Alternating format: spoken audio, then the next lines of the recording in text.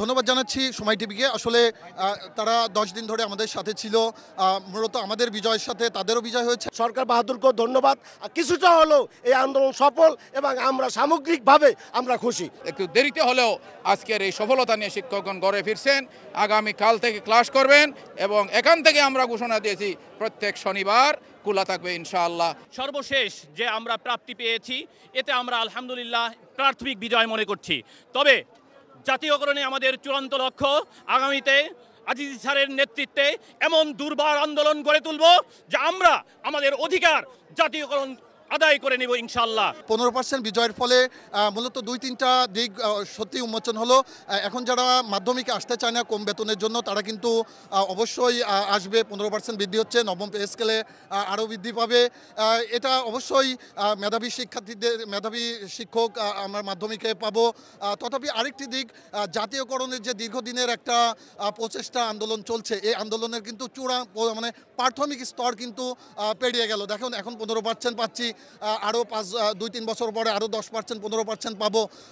আশা করি 5-6 বছরের মধ্যেই সরকারই চিন্তা করবে যে আর 10% দিয়ে 40-45% দিয়ে আমরা জাতীয়করণ করে দিয়ে প্রতিষ্ঠানের আয়গুলো রাষ্ট্রীয় কোষাগারে নিয়ে আসি।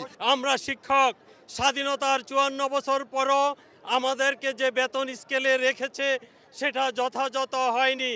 আমাদেরকে পে স্কেলের অন্তর্ভুক্ত করেছে, কিন্তু প্রয়োজনীয় যে ভাতাগুলো সেই থেকে আমাদেরকে বঞ্চিত রাখা হয়েছিল। গত 10 দিনের আন্দোলনে এই শিক্ষক সমাজের দাবি মেনে নিয়েছে, সহযোগিতা করেছেন আপনারা সাংবাদিক ভাইয়েরা, শিক্ষক নেতৃবৃন্দ এবং আপামর জনতা। সবাইকে শিক্ষক সমাজের পক্ষ থেকে প্রাণ ঢালা অভিনন্দন ও শুভেচ্ছা। আমরা যৎসামান্য হলেও আমরা এই সরকারের কাছে কৃতজ্ঞ।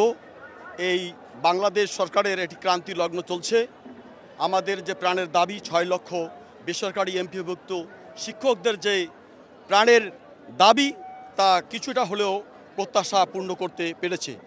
আমি এজন্য সরকার বাহাদুরকে লালমনিরহাট উত্তর জনপদের জেলা লালমনিরহাট থেকে আমি এসেছি। আমি 4 দিন ধরে এই শহীদ মিনারের শেষে আমি অবস্থান করছি, এই জন্য ধন্যবাদ জানাই। সবিশেষে আমি বলতে চাই, আছে দুঃখ, আছে মৃত্যু, বিরহ দহন লাগে, তবুও শান্তি, তবুও আনন্দ, তবুও অনন্ত জাগে।